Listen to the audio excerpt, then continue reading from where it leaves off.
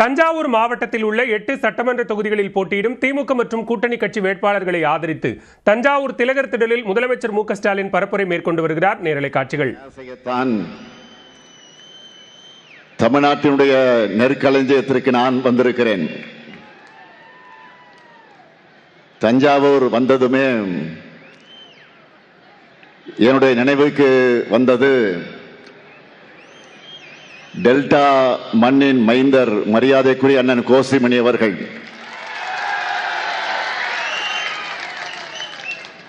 அவர் எப்படியெல்லாம் இந்த பகுதியை வளர்த்தெடுத்தார். தலைவர் கலைஞரின் நம்பிக்கைக்குரிய போர்ப்படை தளபதியாக இருந்தார் என்பதெல்லாம் எனக்கு நினைவுக்கு வருகிறது. அப்படி அவர் கட்டி காத்த மண்ணுக்கு, இந்த தஞ்சை மண்டலத்திற்கு நான் வந்திருக்கிறேன். தஞ்சை தரணிக்கு வந்தாலே இனம் புரியாத ஒரு கம்பீரம் பிறக்குது. தஞ்சை பெரிய கோயிலை கட்டி சோழ சாம்ராஜ்யத்தை மிகப்பெரிய அளவில் விரிவுபடுத்தின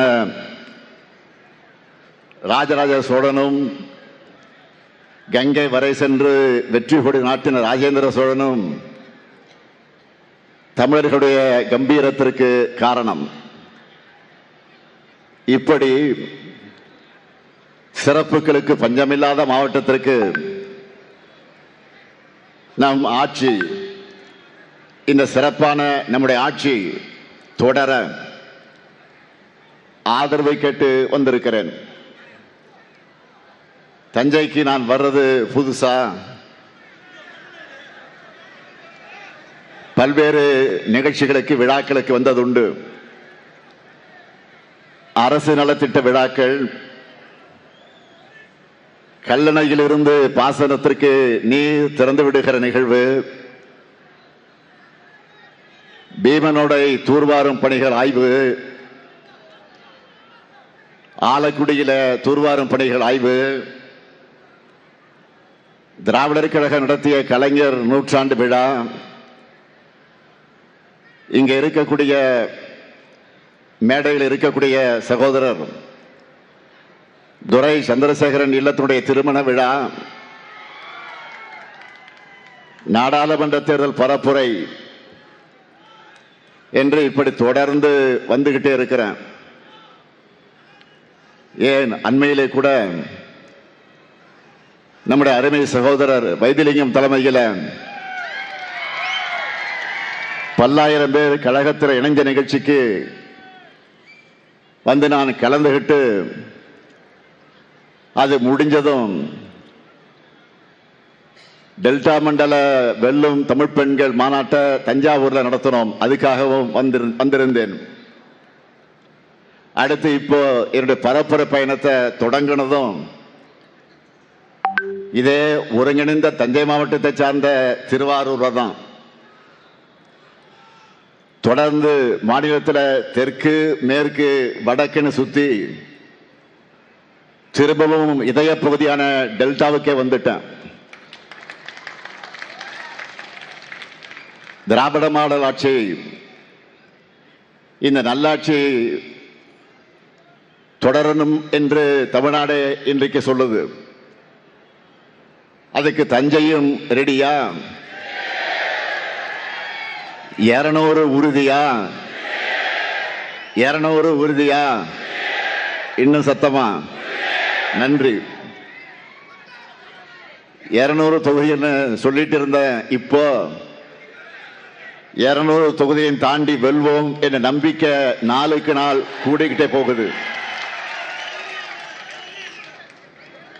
நமது வெற்றி வேட்பாளர்களை அறிமுகப்படுத்தலாமா? உங்க அனுமதியோடு முதல்ல சிறுவடைமருதூர் சட்டமன்ற தொகுதி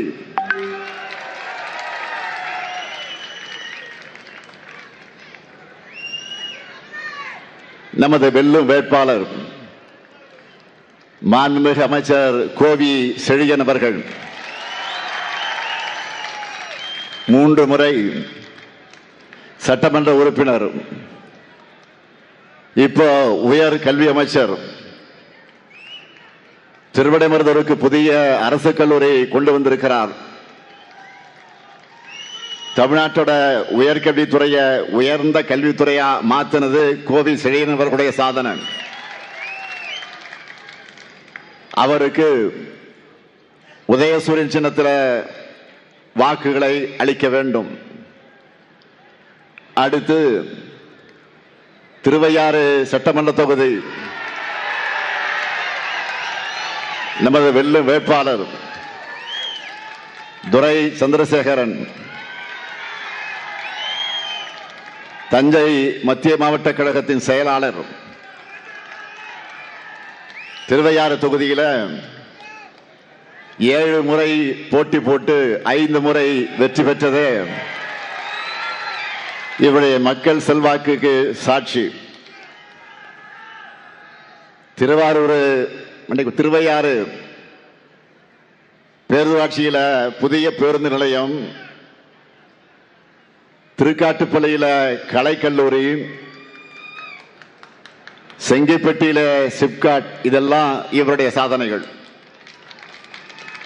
அவருக்கு உதயசூரியன் சின்னத்தில் வாக்குகளை நீங்கள் அளிக்க வேண்டும். அடுத்து கும்பகோணம் சட்டமன்ற தொகுதி நமது வெல்லும் வேட்பாளர் சாக்கோட்டை அன்பழகன், தஞ்சை வடக்கு மாவட்ட பொறுப்பாளர், 3 முறை சட்டமன்ற உறுப்பினராக இருந்து மக்கள் பணியாற்றியவர். 15க்கும் மேற்பட்ட கோயில் தேர்களுக்கு கொட்டகை அமைச்சதிலிருந்து பொதுமக்களுக்கு பட்டா வழங்குகிறவரை ஒவ்வொரு திட்டத்தையும் பார்த்து பார்த்து செஞ்சு தந்தவர். அவருக்கு உதயசூரியன் சின்னத்தில் நீங்கள் வாக்கினை வழங்கிட வேண்டும். அடுத்து ஒரத்தநாடு சட்டமன்ற தொகுதி நமது வெல்லும் வேட்பாளர் ஆர் வைத்திலிங்கம் அவர்கள், முன்னாள் அமைச்சராக பல்வேறு துறைகளை கவனித்தவர். ஒரத்தநாடு வட்டாரத்தில் ஓய்வில்லாத உழைப்பாளி. இன்னைக்கு அடிமைகளில் கூடாரமாக அதிமுக மாறிவிட்ட சூழல்ல கழகத்தில் இணைஞ்சு உதயசூரியன் சின்னத்தில் போட்டியிடுகிறார் சகோதரர் வைத்திலிங்கம் அவர்கள். அவருக்கு வெற்றி சின்னமாம் உதயசூரியன் சின்னத்தில் நீங்கள் வாக்குகளை அளிக்க வேண்டும். அடுத்து பாபநாசம் சட்டமன்ற தொகுதி நமது வெல்லும் வேட்பாளர் இந்திய யூனியன் முஸ்லீம் லீக் கட்சியை சார்ந்த ஷாஜகான் அவர்கள். கல்வியாளரான ஷாஜகான் இந்திய யூனியன் முஸ்லீம் லீக் கட்சியோட மாநில செயலாளராக இருக்கிறார். என்னுடைய பெருமதிப்பிற்குரிய தகைசால் தமிழர் பேராசிரியர் ஐயா காதர் மைதீன் அவர்களின் ஆதரவு பெற்ற வேட்பாளர். அவருக்கு ஏணி சின்னத்தில் வாக்குகளை அளிக்கணும். அடுத்து பட்டுக்கோட்டை சட்டமன்ற தொகுதி நமது வெல்லும் வேட்பாளர் அண்ணாதுரை அவர்கள். இளைஞர் அணியிலே தொடங்கி கழகப்பணி ஆற்றி 1989, 2021 ஆகிய 2 தேர்தலில் பட்டுக்கோட்டை தொகுதியில வென்றவர். பல்வேறு பணிகளை தொகுதிக்கு சேர்ந்திருக்கிறார். மீண்டும் அவருக்கு பட்டுக்கோட்டை மக்கள் உதயசூரியன் சின்னத்தில் வாக்கினை வழங்கிட வேண்டும். அடுத்து பேராவூரணி சட்டமன்ற தொகுதி நமது வெல்லும் வேட்பாளர் அசோக்குமார் அவர்கள். விவசாயத்தை தொழிலாக கொண்டவர். ஏற்கனவே பேராவூரணி சட்டமன்ற உறுப்பினராக சிறப்பாக பணியாற்றி இருக்கிறார். சுற்றுலா தலமான மனோராவில் அழகிய பூங்காவும் படகுகளும், மல்லிப்பட்டினத்தில் தூண்டில் வளைவு திட்டமும் கொண்டு வந்திருக்கிறார். அசோக்குமாருக்கு மீண்டும் உதயசூரியன் சின்னத்தில் வாக்கினை அளிக்க வேண்டும். நிறைவா தஞ்சாவூர் சட்டமன்ற தொகுதி நமது வெல்லும் வேட்பாளர் சன் ராமநாதன் அவர்கள் இளைஞர் அணியில மாவட்ட அமைப்பாளராக இருக்கக்கூடிய இவர் தஞ்சை மாநகராட்சி மேயராக சிறப்பாக பணியாற்றி மாநகரத்துடைய வளர்ச்சிக்கு அடித்தளம் அமைச்சவர். தம்பி சன் ராமநாதனுக்கு உதயசூரியன் சின்னத்தில் உங்கள் பொன்னான வாக்குகளை அளிக்க வேண்டும். இந்த 8 பேருடைய வெற்றி உறுதியா? நிச்சயமா? சத்தியமா? நன்றி. வேட்பாளர் உட்காரலாம். இப்போ உங்களுக்கு சீட் கன்ஃபார்ம் ஆயிடுச்சு, உட்காருங்க.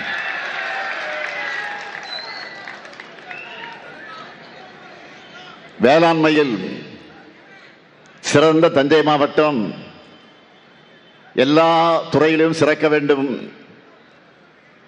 என்று கடந்த 5 ஆண்டுகள்ல நிறைய பணிகளை செஞ்சு கொடுத்திருக்கிறோம். முக்கியமான சிலவற்றை மட்டும் ஹைலைட்டா சொல்லணும்னா, டெல்டா பகுதியினுடைய முதல் டைடல் பூங்காவா தஞ்சாவூர் பிள்ளையார்பட்டியில நான் திறந்து வச்ச நியூ டைடல் பார்க் திறந்து வச்சு 2 வாரத்தில் அது ஃபுல் ஆயிடுச்சு. இப்போ தஞ்சாவூருக்கு இன்னொரு டைடல் பார்க் வேணும்னு கேட்க ஆரம்பிச்சுட்டாங்க. மாநிலத்திலேயே முதல் முறையா ஒரத்தநாடு வட்டம் பஞ்சநதி கோட்டை அமைக்கப்பட்டிருக்கக்கூடிய நேரடி கொள்முதல் நிலையம், பெருநிலையம், நெல் தூற்றுவதில் இருந்து சரக்கு மூட்டையில நெல்லை நிரப்பி தைப்பது வர எல்லாமே இயந்திரமாம். இதனால நாளொன்றைக்கு 5000 மூட்டைகள் நெல் கொள்முதல் செய்ய முடியும். பேராவூரணி வட்டத்தில் குறு சிறு நடுத்தர தொழில் நிறுவனங்களுக்காக பொது வசதியாக்க மையம், திருவையாறு கூட்டு குடிநீர் திட்டம், திருவையாறு பேரூராட்சி நகராட்சியாக தரம் உயர்வு, பட்டுக்கோட்டை புதிய பேருந்து நிலையம், பட்டுக்கோட்டை அரசு மருத்துவமனையில மகப்பேறு பிரிவுக்கு கூடுதல் கட்டடம், திருவிடைமருதூர்ல புதிய கலை மற்றும் அறிவியல் கல்லூரி, திருக்காட்டுப்பள்ளி அரசு கல்லூரி, தஞ்சாவூர்ல சிவகங்கை பூங்கா புதுப்பிப்பு, தஞ்சாவூர்ல குழந்தைகளின் அறிவியல் தாகத்தை வளர்க்கக்கூடிய ஸ்டெம் பார்க், தஞ்சை ஆமினி பேருந்து நிலையம், மாமன்னர் ராஜராஜன் பிறந்த ஐப்பசி சதய அரசு விழாவாக கொண்டாடுகிறோம். கும்பகோணம் நகராட்சியை மாநகராட்சியாக தரம் உயர்த்தி இருக்கிறோம். போட்டித் தேர்வுகளுக்கு தயாராகுகிற நம்முடைய மாணவர்களுக்கு கும்பகோணத்தில் அறிவுசார் மையம் மற்றும் நூலகம். இது மட்டுமல்ல, கும்பகோணத்தில் புதிய பேருந்து நிலைய பணிகளும் நடைபெற்று வருது. திருவையாறு திருக்காட்டுப்பள்ளியில புதிய பேருந்து நிலையங்கள் அமையவிருக்கு. ஒரத்தநாடு வட்டம் நடுவர் கிராமத்தில் 170 கோடி மதிப்பிலான புதிய சேமிப்பு கிடங்கு பணிகள் விரைவில் முடிக்கப்படவிருக்கிறது. தஞ்சை தமிழ் பல்கலைக்கழக வளாகத்தில் மிகப்பெரிய சோழர்கள் அருங்காட்சியகம் அமைக்க அடிக்கல் நாட்டியிருக்கிறேன். அந்த பணிகள் முடிந்து திறந்த பிறகு அதை பார்ப்பதற்காக பல்வேறு இடத்திலிருந்து தஞ்சாவூருக்கு வரப்போறாங்க. மதுரைக்கு ஒரு கீழடி, நெல்லைக்கு ஒரு புறநகை அருங்காட்சியகம் போல இனி தஞ்சைக்கு சோழர்கள் அருங்காட்சியகம் இருக்கும். செங்கிப்பட்டி மற்றும் பாளையப்பட்டி தெற்கு கிராமத்திலையும் பட்டுக்கோட்டை வட்டம் ராஜமடம் கிராமத்திலையும் சிப்காட் தொழிற்பேட்டை அமையவிருக்கு. அதிலேயும் ராஜமடத்தில் அமைகிற கடல்சார் உணவு பதப்படுத்துதல் மற்றும் ஏற்றுமதி பூங்காவில் 2000 பேருக்கு வேலை கிடைக்கும். எல்லாவற்றுக்கும் மேல ஆளுநராக இருந்த ரவி அவர்கள் வரவே கூடாது என்று நினைத்து தடுத்த கும்பகோணம் கலைஞர் பல்கலைக்கழகத்தையும் திராவிட மாடல் 2.0 அமைச்சு அதை திறந்தே தீருவோம். நானே நேரில் வந்து திறந்து வைப்பேன், இது உறுதி. நீங்க 100% வெற்றியை மட்டும் கொடுங்க. தஞ்சை மாவட்ட வளர்ச்சியை இனி யாராலும் தடுக்க முடியாது. இப்படி தொகுதி வாரியா துறை வாரியா இத்தனை பணிகளை செய்கிற காரணத்தால தான் கம்பீரமா திமிரா ஒரு ஆணவத்தோட உங்க முன்னாடி வந்து நின்று வாக்கு கேட்க வந்திருக்கேன். நம்முடைய சாதனையை சொல்ற இந்த நேரத்தில் இன்னொரு அதிர்ச்சியான செய்தியை உங்ககிட்ட சொல்லியாக வேண்டியிருக்கு. சீர்காழி, கடலூர், திருவண்ணாமலை, விழுப்புரம் ஆகிய ஊர்களை பிரச்சாரத்தை முடிச்சிட்டு நான் சென்னைக்கு போனதும் அதிகாரிகள் ஒரு கடிதத்தை என்கிட்ட காமிச்சாங்க. என்ன தெரியுமா அது? பழனிசாமியுடைய ஓனராக இருக்கிறாங்க பாருங்க, ஒன்றிய பாஜக அரசு. பழனிசாமியுடைய ஓனர் அவங்க தான், ஒன்றிய பாஜக அரசு. தமிழ்நாடு அரசுக்கு அனுப்பி இருக்கக்கூடிய கடிதம் அது. தமிழ்நாடு அரசுக்கு ஒன்றிய அரசு ஒரு கடிதம் அனுப்பியிருக்கு. இப்படி கூட ஒருத்தரால யோசிக்க முடியுமா என்பது போல அந்த கடிதம் அமைஞ்சிருக்கு. அதுல என்ன சொல்லியிருக்காங்கன்னா, நல்லா கவனிங்க. அதுல என்ன சொல்லியிருக்காங்கன்னா, தமிழ்நாடு அரசு வழங்கக்கூடிய ஊக்கத்தொகையால நெல் உற்பத்தி நிறைய பெருகி வருதாம். அப்படி பெருகிற காரணத்தினால பல்வேறு பிரச்சனைகள் உருவாகுதாம். அதனால தமிழ்நாடு அரசு நெல்லுக்கு வழங்கிட்டு இருக்கக்கூடிய ஊக்கத்தொகையை மறுபரிசீலனை செய்யணுமா? இந்த கொடுமை பாருங்க.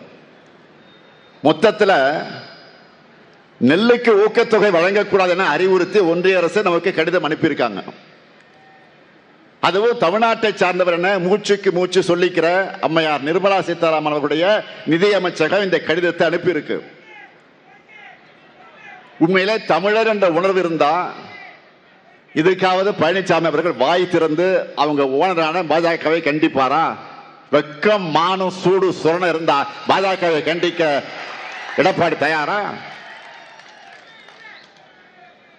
இல்ல அசிங்கமா வழக்கம் போல அவதூறு பேச மட்டும்தான் அவர் வாய் திறப்பாரா? விவசாயிகளுக்கு எவ்வளவு பெரிய துரோகம் இது! இன்னொரு முக்கியமான விஷயத்தை உங்கள்கிட்ட நான் நினைவுபடுத்துறேன். 4 ஆண்டு காலம் முதலமைச்சராக இருந்த போலி விவசாயி பழனிசாமி ஆட்சியில்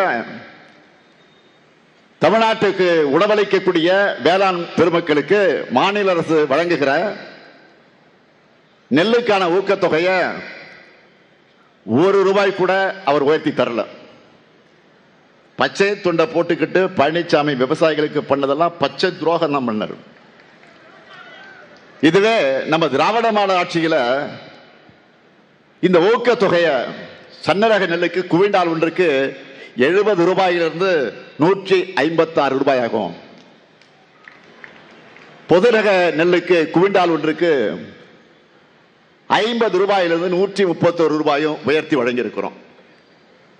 அதனாலதான் நெல்லுக்கு குவிண்டால் ஒன்றுக்கு ₹2500 வழங்குவோம்னு 2021 ஆண்டு திமுக தேர்தலுக்கு சொன்னதை செஞ்சு காட்டியிருக்கோம். செஞ்சோமா இல்லையா? கடந்த 5 ஆண்டுகள ஊக்கத்தொகை மட்டும் ₹2500 கோடி அதிகமான நிதி விவசாயிகளுக்கு வழங்கப்பட்டு இதனால 30 லட்சம் விவசாயிகள் பயனடைந்திருக்காங்க. நான் மீண்டும் இந்த தஞ்சை மண்ணில் நின்று உறுதியா சொல்றேன், நெல் குவிண்டால் ஒன்றுக்கு ₹2500 என 2021 ஆண்டு தேர்தலுக்கு சொன்னபடி செஞ்சோம். அதே போல இப்போ 2026 தேர்தலுக்கு சொல்லியிருப்பது போலவே அடுத்து அமையவிருக்கக்கூடிய திராவிட மாடல் 2.0 ஆட்சியில குவிண்டால் ஒன்றுக்கு 3500 ரூபாய் வழங்க போகிறோம் என்று உறுதி செய்கிறார். உறுதியா சொல்றான். ஒன்றிய பாஜக அரசும் அடிமை பழனிசாமியின் அதிமுக சேர்ந்து இதை தடுக்க என்ன முயற்சி பண்ணாலும், எவ்வளவுதான் தடுக்க திட்டமிட்டாலும் அதையெல்லாம் இந்த முத்துவேல் கருணாநிதி ஸ்டாலின் முறியடிப்பான். உலகத்துக்கே உணவளிக்கிற விவசாயிகளுக்கு உரிய விலையை நான் நிச்சயம் உறுதி செய்வேன். முடிஞ்சா தடுத்து பாருங்க. இந்த டெல்டா மண்டல விவசாயிகளுக்காக இன்னும் என்னென்ன சாதனைகளை பண்ணியிருக்கோம்னு நான் சுருக்கமா சொல்றேன். தமிழ்நாட்டு வரலாற்றிலேயே முதல் முறையா வேளாண்மைக்காக தனி நிதி அறிக்கை தாக்கல் செஞ்சிருக்கிறோம். கடந்த 5 வருஷமா முக்கியமா குறித்த நாள்ல டெல்டா பாசனத்துக்காக மேட்டூர் அணையை திறந்து வச்சிருக்கிறேன்.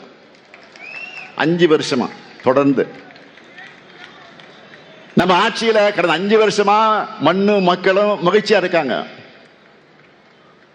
காவிரி டெல்டா பகுதிகளில் 24,833 கிலோமீட்டர் நிலத்திற்கு தூர்வாரக்கூடிய பணிகள் 459 கோடி ரூபாயில சிறந்த முறைகளை மேற்கொண்டு கடைமடை விவசாயிகள் போற்றக்கூடிய நிர்வாகத்தை வழங்கி இருக்கிறார். 2021, 2022 முதல் கடந்த ஆண்டு வரை குறுவை சிறப்பு தொகுப்பு திட்டம் வழங்கி இருக்கிறார். ஆனா பழனிசாமி ஆட்சியில விவசாயிகளுக்கு செய்யப்பட்டதெல்லாம் வெறும் வேதனைகள் தான்.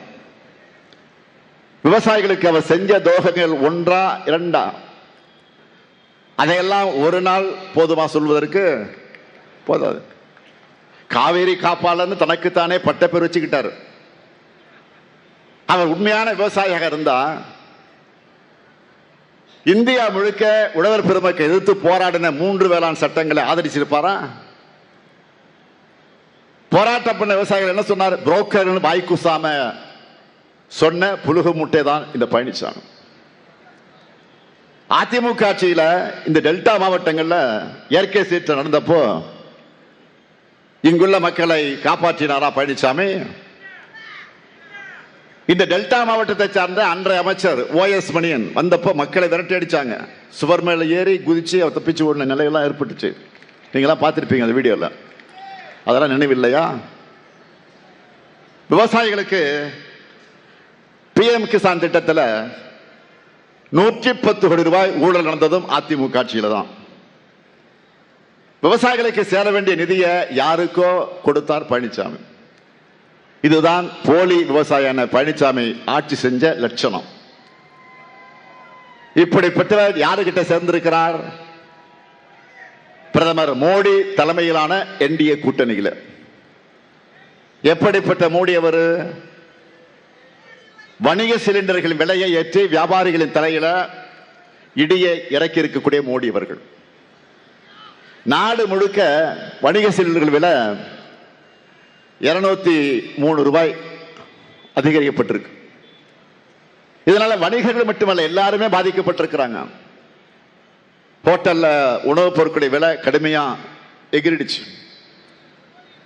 12 ரூபாய் டீ இப்ப 15 ரூபாய் வந்துடுச்சு. 15 ரூபாய் காஃபி இப்போ 20 ரூபாய் வந்துடுச்சு. உண்மையா இல்லையா? ஏற்கனவே சிலிண்டர் தட்டுப்பாட்டால பல உணவகங்களை மூடிட்டாங்க. பல ஹோட்டல்கள் சில ஐட்டம் மட்டும்தான் தயாரிக்கிறாங்க. ஹோட்டல் நடத்துவங்களுக்கு கஷ்டம். அங்க வேலை செய்யறவங்களுக்கு இப்ப வேலையும் பறி போயிடுச்சு.